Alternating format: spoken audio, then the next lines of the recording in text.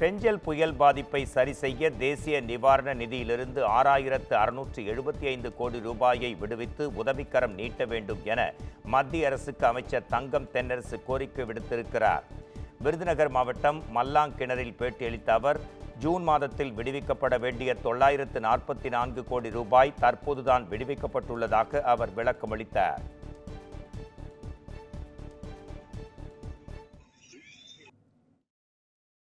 இந்த புயல் பாதிப்பினாலே தற்காலிகம் மற்றும் நிரந்தரமான நிவாரணங்களை கேட்டு அதற்கான மீட்பு பணிகளுக்காக 6675 கோடி ரூபாய் தேவைப்படும் என ஆரம்ப கட்ட மதிப்பீடுகளை செய்யப்பட்டிருக்கிறது.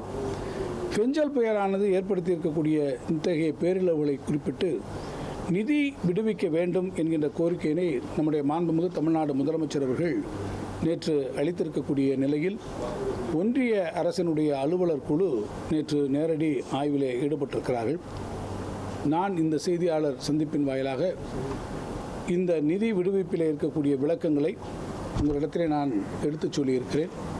இப்போது பெஞ்சல் புயலாலே பாதிக்கப்பட்டிருக்கக்கூடிய தமிழ்நாட்டு மக்களினுடைய துயர்மிக்க இத்தகைய சூழ்நிலையில் அவர்களுக்கெல்லாம் ஆறுதலாகவும் அவர்களை ஆதரிக்கக்கூடிய வகையிலும் ஒன்றிய அரசானது தேசிய பேரிடர் நிவாரண நிதியிலிருந்து உடனடியாக இந்த நிதியை விடுவித்து தமிழ்நாட்டு மக்களுக்கு அவர்கள் ஆதரவு கரம் நீட்டிட வேண்டும். ஆதவ் அர்ஜுனாவின் நட்பு தமிழக வெற்றி கழக தலைவர் விஜயின் அரசியலுக்கு நல்லதல்ல என இயக்குனர் அமீர் தெரிவித்துள்ளார். சென்னை நந்தம்பாக்கத்தில் நடைபெற்ற ஒரு நிகழ்ச்சியில் தமிழக வெற்றி கழக தலைவர் விஜய்க்கு ஆதரவாக பேசிய விடுதலை சிறுத்தைகள் கட்சி துணை பொதுச் செயலாளர் ஆதவ் அர்ஜுனா 2026ஆம் ஆண்டு தேர்தலில் மன்னராட்சியை ஒழிக்க வேண்டும் என்று கூறினார். இந்நிலையில் பிறப்பால் ஒருவர் பணக்காரர் ஆகலாம், பணக்கார வாரிசுகளை மணப்பதாலும் ஒருவர் பணக்காரர் ஆகலாம் என இயக்குனர் அமீர் தனது சமூக வலைத்தள பக்கத்தில் தெரிவித்திருக்கிறார்.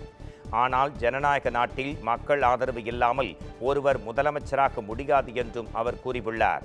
செல்வந்தர்களின் திடீர் அரசியல் பிரவேசம் மக்களுக்கு என்றுமே நன்மை அளிக்காது என்றும் ஆதவ் அர்ஜுனாவின் நட்பு தமிழக வெற்றி கழக தலைவர் விஜயின் அரசியலுக்கு நல்லதல்ல என்றும் அமீர் மேலும் குறிப்பிட்டார்.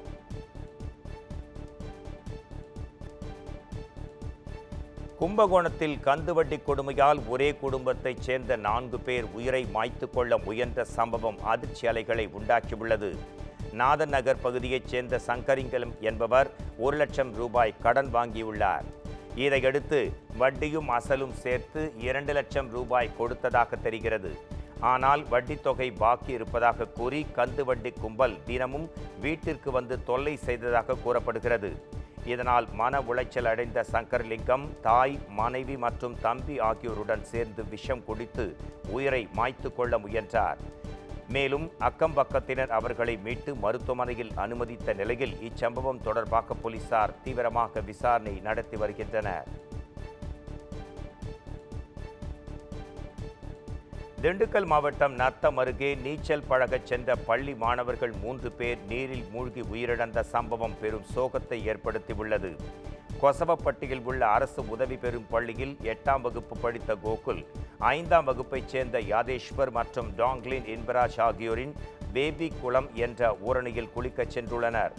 அப்போது ஆழமான பகுதியில் குளித்துக் கொண்டிருந்த போது எதிர்பாராத விதமாய் அவர்கள் நீரில் மூழ்கி 3 பேரும் பரிதாபமாக உயிரிழந்தனர். நீண்ட நேரமாகியும் மாணவர்கள் வீடு திரும்பாததால் போலீசாருக்கு தகவல் தெரிவிக்கப்பட்டது. இதைத் தொடர்ந்து அங்கு வந்த போலீசார் மற்றும் வருவாய்த்துறையினர் பொதுமக்களின் உதவியுடன் நீரில் மூழ்கி உயிரிழந்த மாணவர்களின் சடலங்களை மீட்டு பிரேத பரிசோதனைக்காக திண்டுக்கல் அரசு மருத்துவக் கல்லூரி மருத்துவமனைக்கு அனுப்பி வைத்தனர்.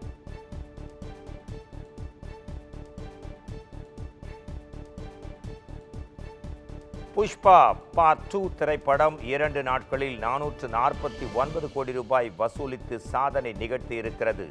அல்லு அர்ஜுன், ராஷ்மிகா மந்தனா நடித்திருக்கும் புஷ்பா 2 திரைப்படம் கடந்த 5ஆம் தேதி வெளியானது.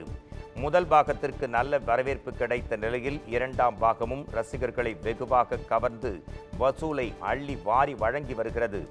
அந்த வகையில் படம் வெளியான 2 நாட்களில் உலகம் முழுவதும் 449 கோடி ரூபாய் வசூல் செய்திருப்பதாக படக்குழு அதிகாரப்பூர்வமாக அறிவித்துள்ளது.